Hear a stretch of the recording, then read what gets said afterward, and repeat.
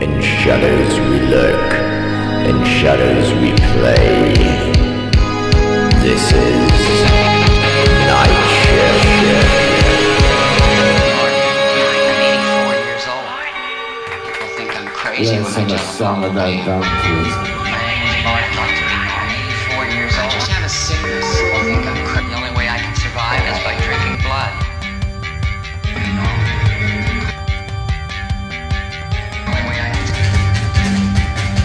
Not easy living the way I do. You have to be careful all the time. I'm pretty good at it. I think as I get older, I get better. I haven't been caught yet.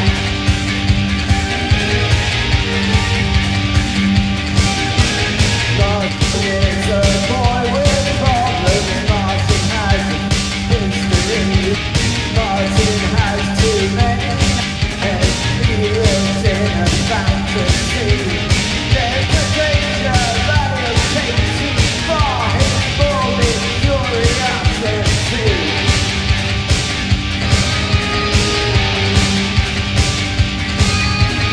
Eating too many things go.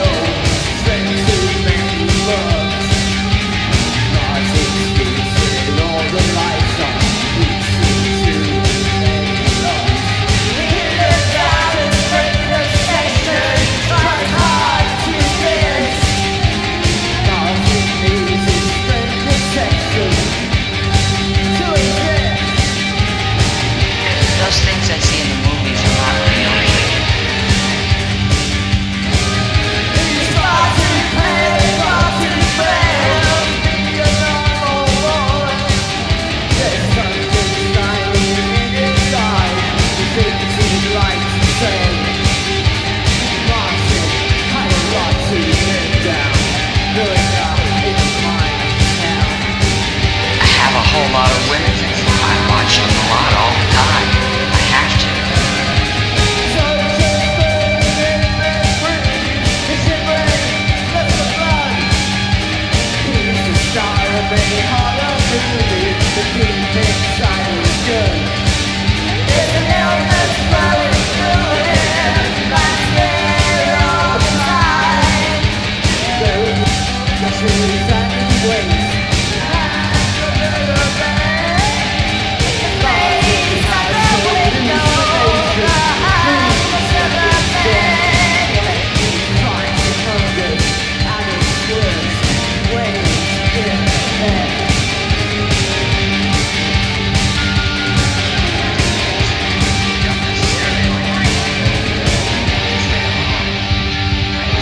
Do things that I don't necessarily like to do. I just want to stay alive. I do need blood.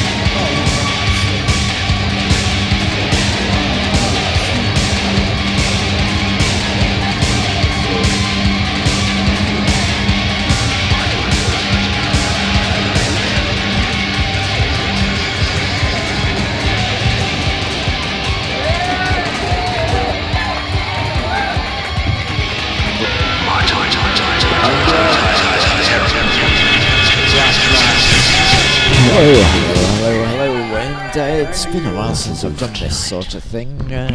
It really has. I missed it, so I thought I'd come back and do it again because, well, that's the idea. And because I'm playing with Social Youth Cult in at Gateshead in a little while.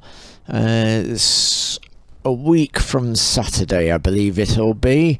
Just make sure I've got everything set as I need to here, because it's been a while since I've done this, as I say. So it's 24th of May we'll be playing with them, so let's have a chat with them in a little while. But what would be sort of really, really apt for a bit of goth stuff, because that's what the theme of the show is now. We're all about the goth these days, so let's find something appropriately goth to play for you. Yes, and in case you don't know, in case you're new to this sort of thing, I'm Derek Anthony Williams. In Jan Band, I run night shift goth events.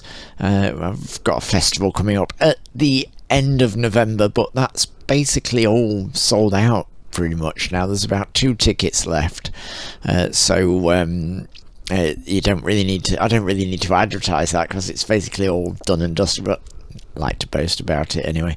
Yeah, I think the best thing we could do right now is probably play some Byronic Sex and Exile. Because what more goth do you need than Byronic Sex and Exile?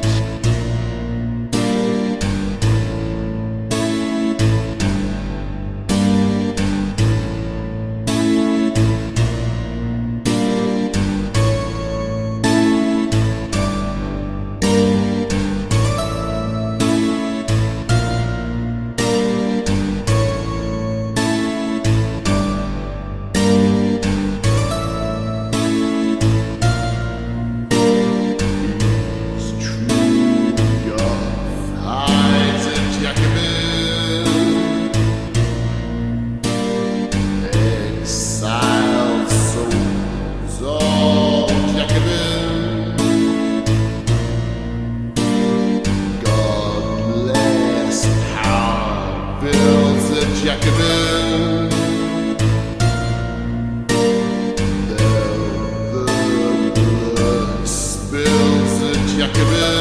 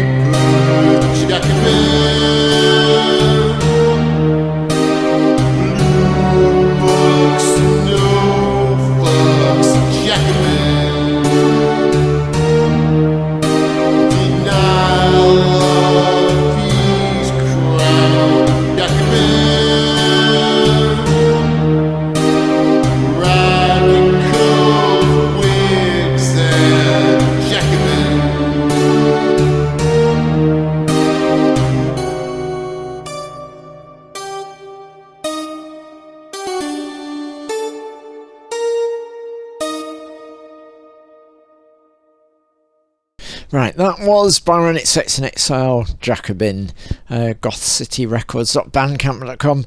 Right, I think we need to get on now and play you some Social Youth Cult.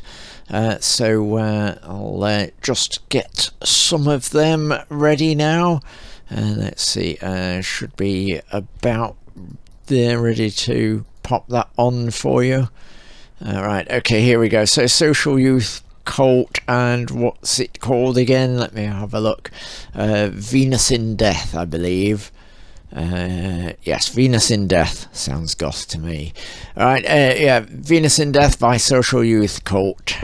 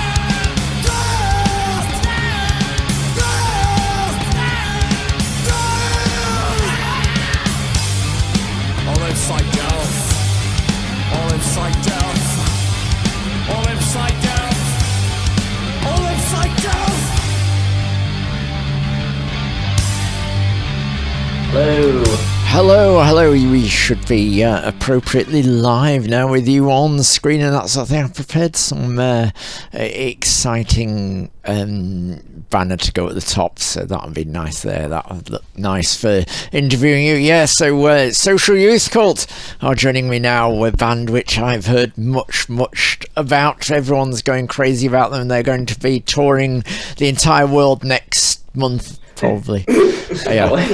Thanks, Lord. And they've sold out Wembley Stadium for a week in a row.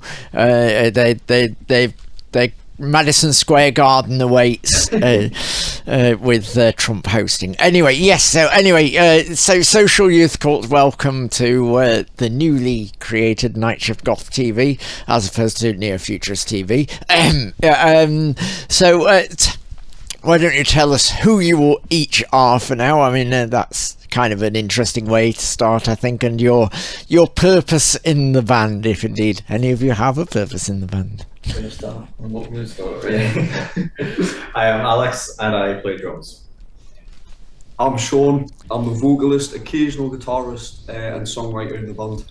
I'm Jack. I am the bassist, definitely not the vocalist, and songwriter for the band.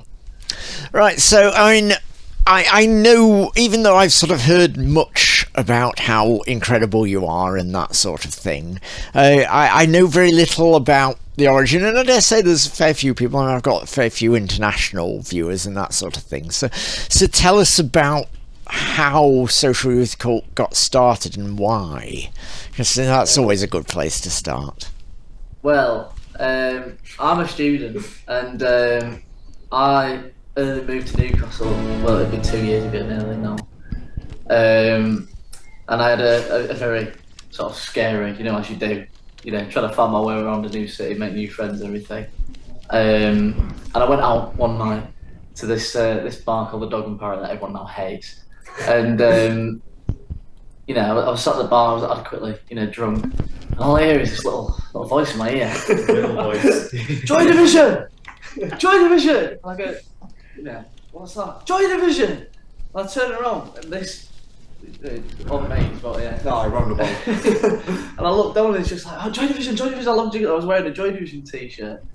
And he'd come run up to me, give me a Snapchat. He was, I was mortal.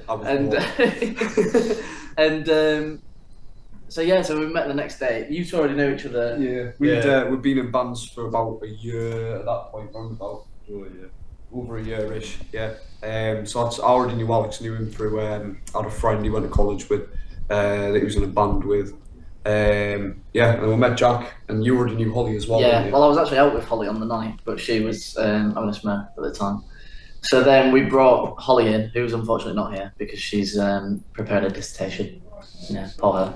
But I met her and then we brought her in, which is probably the best thing we could have done. Yeah, to be honest, I couldn't sing and play guitar at the same time very well neither. She's brilliant.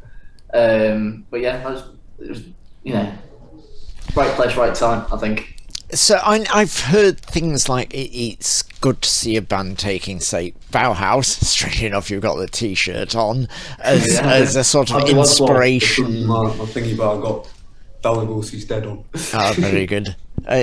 Someone, I believe it was Joel of Goth City, suggested that it was good to see a band sort of taking a sort of Bauhaus influence. Was that a conscious decision, or is it just how it seemed to happen with what happened when you got together and started doing music? Well, the thing is, we did, what we've got out is definitely not like that. It's like dark wave. It's like dark wave, we sort of fell into the, what I would consider the easy route for, a lot of new sort of dark bands. But, then we sort of got hit this, as you do, we hit this, this plane where we couldn't come up with anything. And we just put the single out and I couldn't think of absolutely anything. So I thought, I've got this idea, because when I was 14 I was really into Radiohead and I bought a fuzz pedal because I really wanted to play exit music for a film. And so I brought it to uni with me. I dug it out from under my bed and I brought it.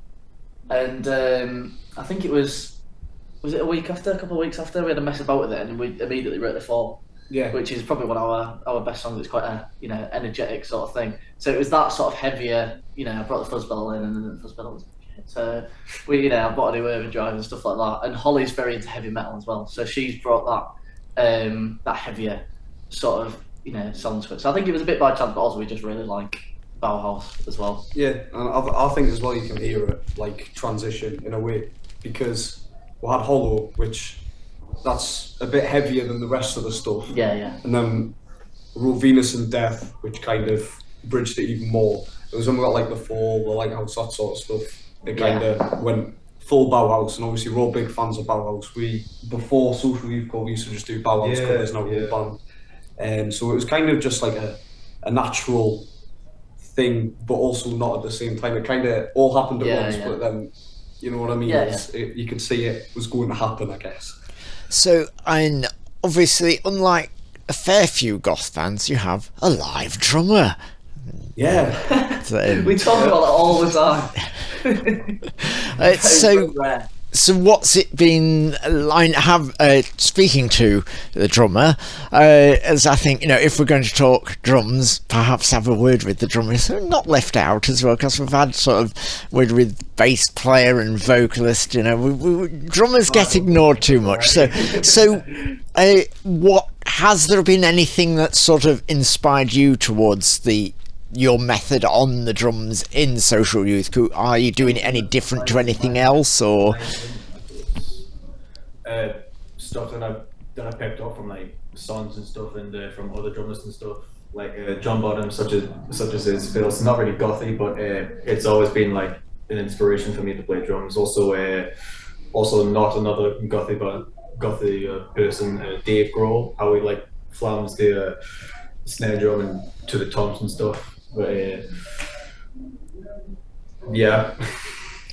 So those are the sort of has there been any sort of particular sort of influence to, or any difference from sort of how you might have started doing drums in how you've approached it with Social Youth Cult?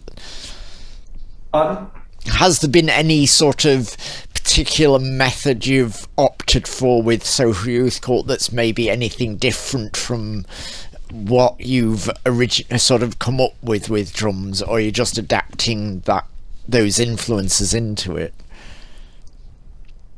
I think I brought these like influences into the band, really. Yeah. So basically, you are taking those drumming influences, and that's just going into Social Youth Cult, and it's basically. I am making them, yeah. Yeah.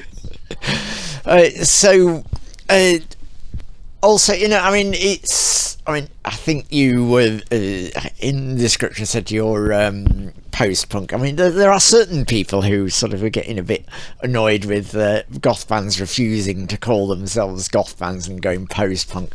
What do you feel about the sort of either identifying as goth or post-punk or whatever? There's a bit of a split in the band, right? Actually, in terms of what is goth and what is it. Doesn't mean anything. It means everything and nothing. If it's goth, then fair enough. Yeah, if you think it's goth, it's goth. If you think it's not, then it's not. As long as you listen to the music. Yeah. I think. Well, yeah, but well, it's the same thing. Like, there's a lot of online, people online. It's like, oh, it's a music-based subculture, but it's not. Right? You can have goth people that are deaf. You can have goth people that are hard of hearing. That's true. It's more than just music. But I suppose as a band, I prefer post-punk because it highlights a bit more of like the creative side of things, rather than goth is a good word for the energy or for the image, but for the actual music, I feel like post-punk is very associated with the early 70s stuff. Early 70s, late 70s. Late 70s. It would be a little bit difficult to be post-punk before it started, Well, television did. Television did. Well, I stand corrected then, so. Eno did it as well, but there's a lot of discourse around it that I tend to ignore. It's we're a band. That's the main thing. That's the main thing. Music. If you like music, come watch us. If you don't, then unlucky. And so obviously, I mean, because we have touched on goth there, we do need you to obviously define definitively what is goth. No, we've done that because it's trying to define goth is just almost impossible these days. So what's been your sort of experiences of getting involved in the goth scene and that? And I noticed you did I think a gig where it solely Joy Division covers. I saw on YouTube you'd got a lot of Joy Division covers and videos on there. Really, early on, I thought I'd got rid of them, to be honest. Sorry, though they didn't actually have those. I'm totally mate. But we used to record loads of videos. You'd be like, wearing a band wear well cool, but we only really did Joy Division covers. We did. Sisters of Mercy. We did Sisters of Mercy. That was the very first song we did live was Lucretia, wasn't it? It was Transmission, I think. Was it? It was Transmission into Lucretia. Oh, I was really drunk our first gig. I don't remember. But it's Yeah, well, the thing is, that's how we started. When when it was just us three, all we used to do was just sit and play Joy Division. Just because everything's got a very defined role. Because it's not two guitars, it's not so and so. Everyone's got their own part. So it's and it's easy to adapt as well because it's a lot of the Joy Division stuff's quite simple. So if you're jamming around with it, then it's it's easy to add stuff, or it's easy to say why don't we take it this direction and whatever. But we don't really do that no more. We used to do Nude on Phase quite a bit. Yeah. But the only thing we do now is like Bela Lugosi's Dead every now and again. What goes into writing a social youth cult track then these days? What inspirations drive it, and are there any particular themes which are regularly appearing in the songs or anything that way? I think you should answer and then I'll answer because we write very different sort of songs. For me, it's mostly just whatever I'm feeling at the moment, whether it's something's happened or I don't know. I just like Hollow is about a day where I was out on a walk and I just felt really, really like overwhelmed by everything in a good way, in like a really good way. And I was listening to The Cure and I was like, you know what, I'm gonna try and write a song about this, and I did. But then there's like other things that are a bit more thought out, which is like Venus and Death, which is about like occult rituals in like prehistory and stuff like that. So it just depends. It's basically just whatever I fancy I write about, really. And then overarching themes, again, it just depends on the song. I don't really think I do have any that kind of stretch across everything I've written. It's variety. Yeah, exactly. I think for me it's just obviously I think you start most of yours on the guitar, don't you? Yeah. Whereas obviously I start most of mine on the bass. So a lot of mine are a lot more. You tend to write more open songs. Like Close to Nothing's a very open song, whereas mine all starts from that that drive. So I'm trying to think what songs I've written now. Lighthouse. We wrote The Fall together, but the Fall's based on that bass riff. Yeah. Some of the new stuff, but there is exceptions each way. Actually, we do cross over. Yeah. Like Venus and Death is very driven. That started with the bass. Yeah, that started with the bass. And then there's a song called Dead Space. It's really spaced. It's in the name. It's really spaced out, very atmospheric. But usually we tend to stay in our lanes a little bit. It's good to have two songwriters in the band as well. Yeah, very handy. There's a lot of bands break up because of ego, and I think the one that I think about is the Pixies. When is it Kim Deal? Is that her name? The bassist. I think so. Yeah. And she wrote she went to go with the Breeders, and she's amazing. It's because they only broke up because he wanted to be the early songwriter. Yeah. And, he was like he wanted to be the top dog in the band. Whereas if you've got shared responsibilities, as well as we'll come up with the initial idea and they'll bring it to Alex will go straight away and just turn it to a different song, right? And the song's always better. Yeah. And then we give it to Holly, and Holly just has, it's very weird. She just has that weird, you'll give her a song and the song could be good, the song, on its own it would be perfectly fine, and then you'll give it to Holly and Holly puts the guitar bit on it and then it just completes it. So you basically have like a core, one of you comes up with like a core form of a song, and then when it gets fed into the band as a whole, it tends to evolve into something new. Yeah. Has there been any in particular which have been sort of particularly surprising as to what's happened when it's ventured further than just being... The Fall, yeah. It sounded way different when I wrote it. Until I just took the bass line, gave it a jack. One of us at some point butchered the bass line in the best way possible, and it sounds so much better. And then Holly put the guitar on, Alex put the drums on. I had a flip through my notebook and I found some words, and it just so happened to fit. And it just all come together really nicely, and it kind of happened, Speaking of Bauhaus, actually, there's a bit of double dare in that as well. Yeah. So. Are the police coming to arrest you now? Oh, they always are. Yeah, so having enough of this gothingness around anyway.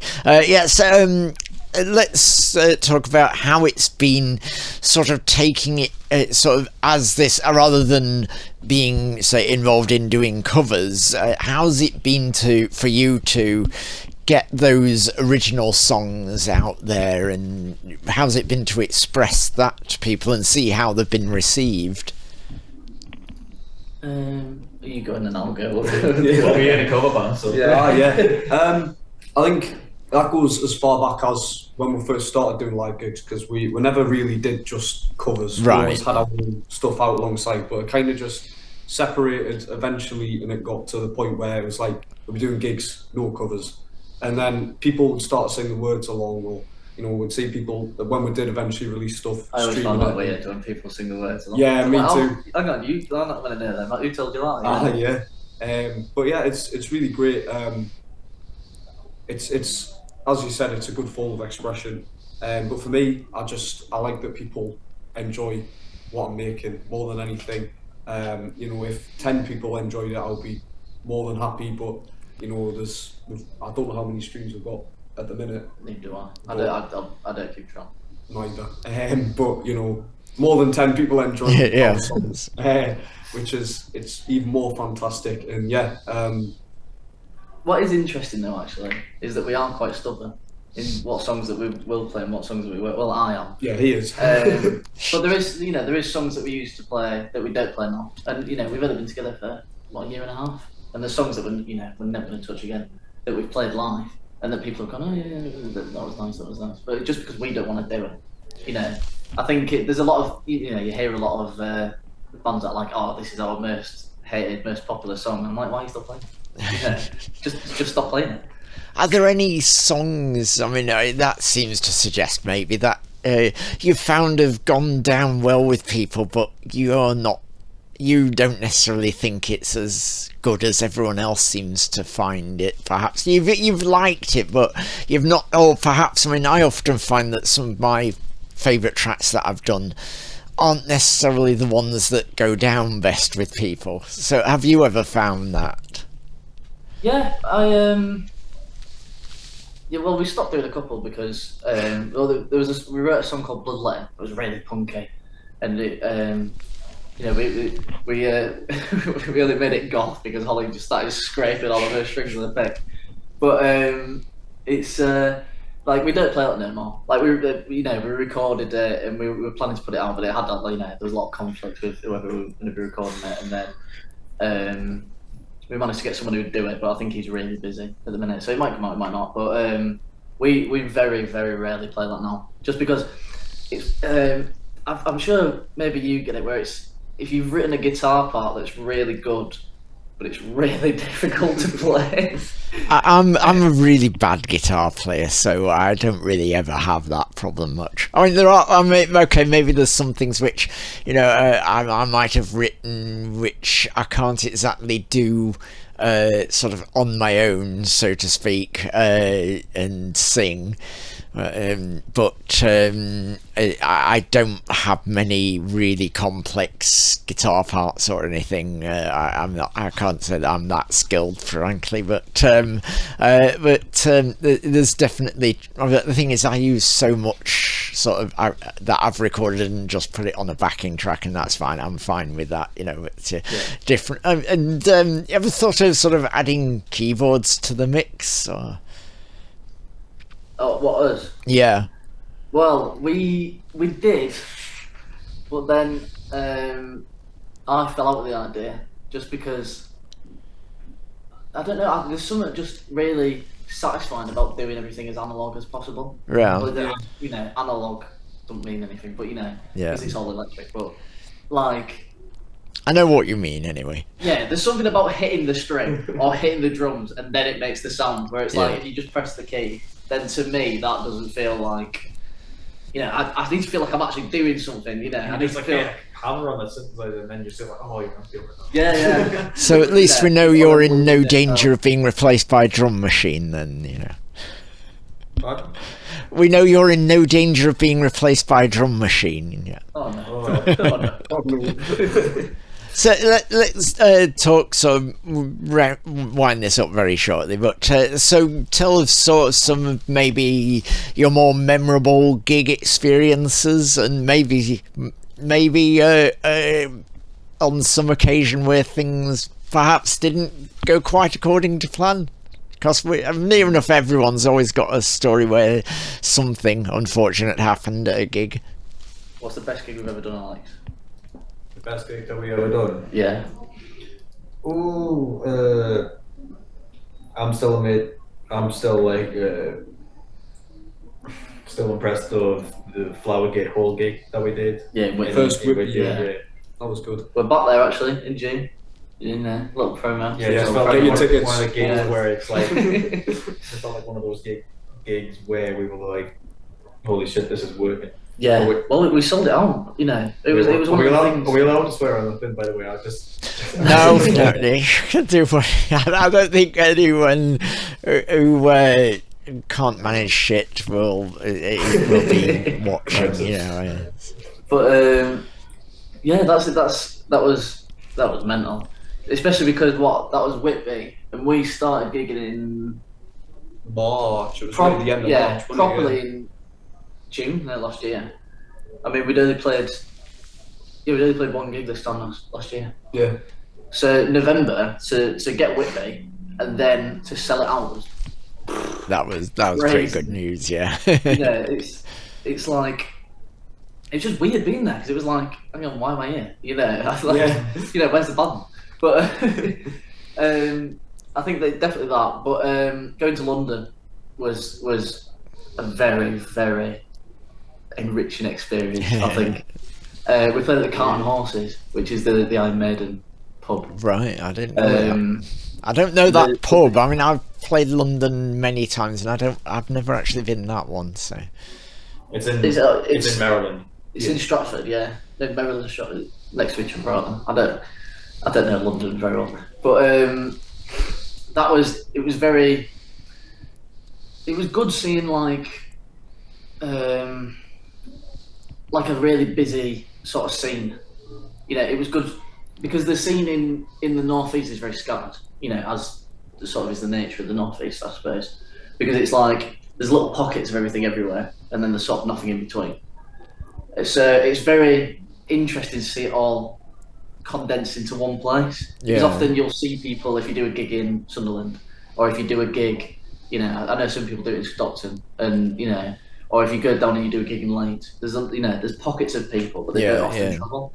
Whereas London, you know, London is its own country, really. It is really very much. Feels like it. You know, if there's something going on the other side of London, people will go, even though it's like, you know, it takes you 2 hours to get there. Yeah. It's really, it's weird, but it's really nice. I think it was very eye opening. The gig was good as well. Yeah, I couldn't live there. Like London's too crazy, but it was lovely going and gigging. Yeah, I love visiting the place, but I couldn't even afford to live there. I think so. You know, it's just. Yeah. So has there been any? I mean, I don't know if you even want to admit it. Any sort of gigs where things haven't been quite according to plan or anything? Well, we nearly died. Oh yeah. Oh god. Well, we did a gig in Coventry at the beginning of April, but we've really struggled to organise travel because trains to Coventry are very awkward. And very expensive. So I was like, you know, to get all of us down, it'll cost me like 400 quid. And I'm not gonna make, you know. You need a car. You need a car. 400 quid is a lot of money. So we went, we'll hire a rental car. You know, you're 20, you're about to turn 22. Yeah. And Holly's 21. And me and her are the other ones who can drive. And I can't drive at the minute. So I'm not been banned, don't worry. But you know, so we thought, you know, we'll rent a car and, you know, we'll get this. But obviously car rentals are very, you know, the story does get interesting. The car rentals are you know, very particular about who they loan things onto and stuff like that. So we booked it with this company. We went to the airport to go pick the car up. I rung ahead. I went, is there anything that could possibly mean you don't give us this car on the day? They went, no, it's all fine. Right, got there, no. So me and Holly walked around the airport. We went to every single car rental station please give us a car. Please. No car for you. So we had to go 20 minutes outside the airport. We had to Uber to a nearby village where there was a car rental place. We got a car. It was very expensive. Drove all the way down. It's a very long drive to Coventry. Yeah. Got there fine. We were late. Sorry, Jeremy. And then we drove back, but we set off at about 1 o'clock, I think. Yeah, roundabout. And Holly was very tired. It must be about 4 or 5 hours from where you are. Yeah. Oh yeah. Because I know it's about 2 for me, so. Yeah. Or Newcastle / Gateshead is 2 for me, so, and I'm about halfway between you, so. Yeah.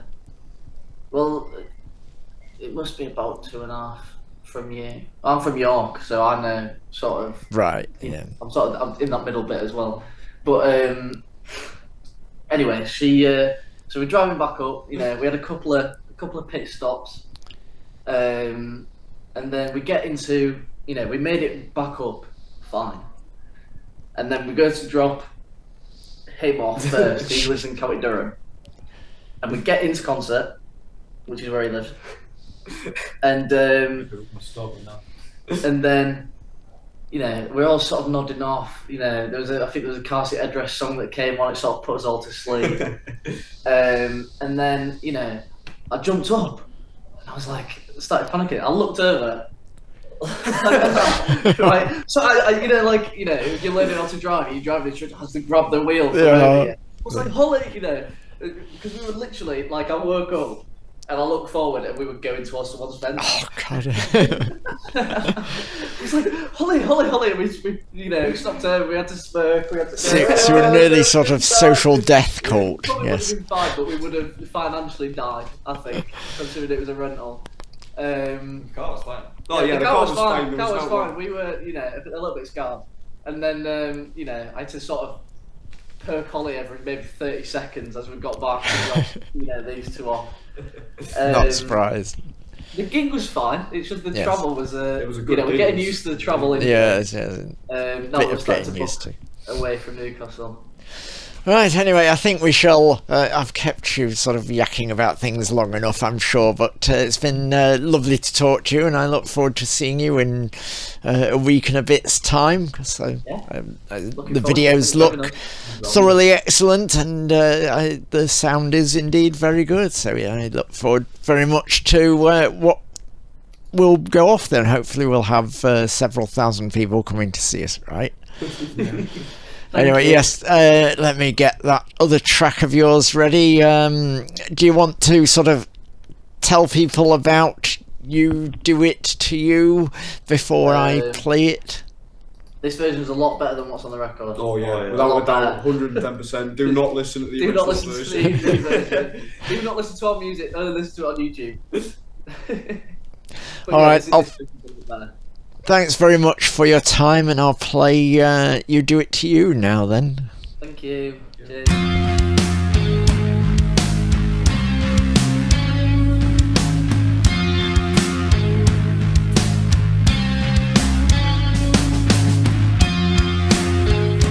Wild stretchy reason, look to the sky, refuse the sun, and hope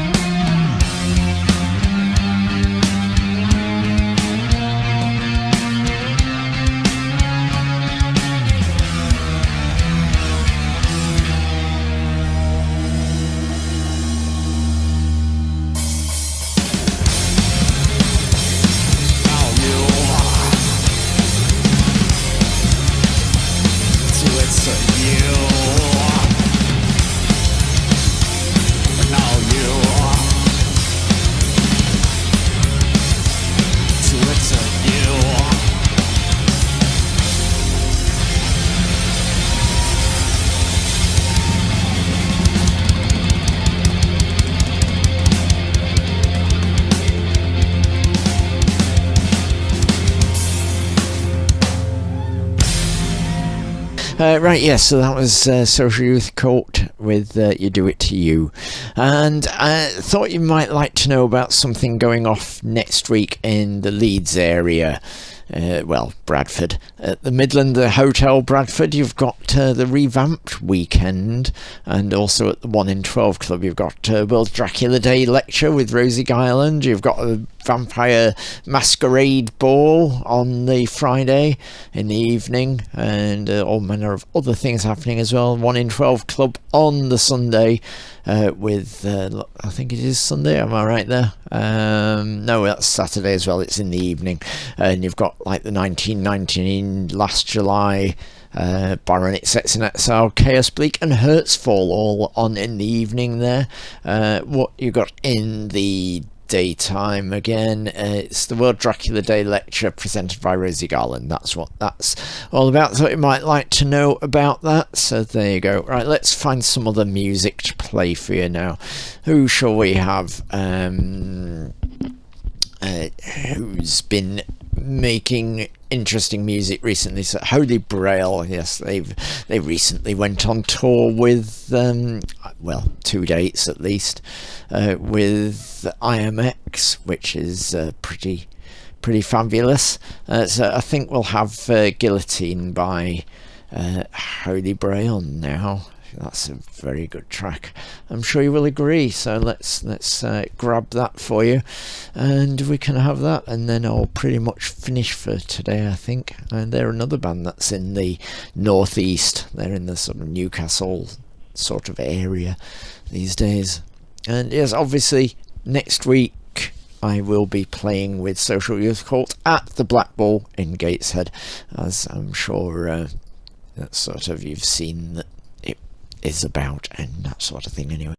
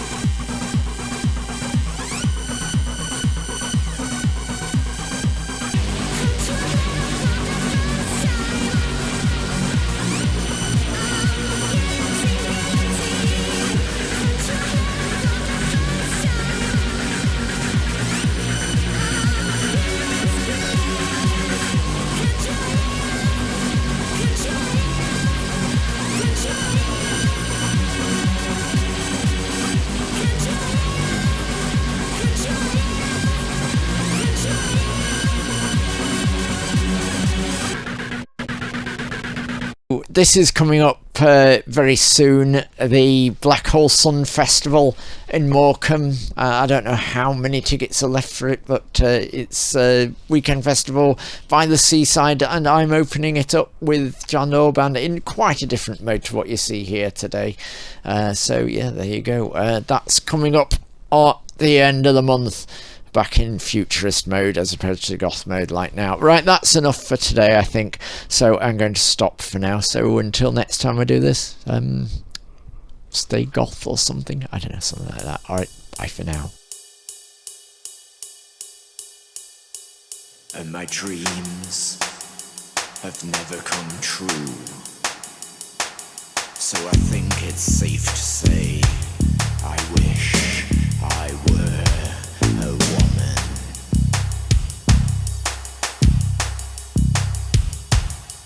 Wrapped in grey eyes, wrapped in blackest silk, neck to toe, my waist and hips immaculate, like an obsession. The air, it fits my skin, it fits the body, balanced with fatuation. The body balance. The body balance. The body balance. The body balance. The body balance. The body balance. The body balance. So I'm sick. Sick of all the things that matter.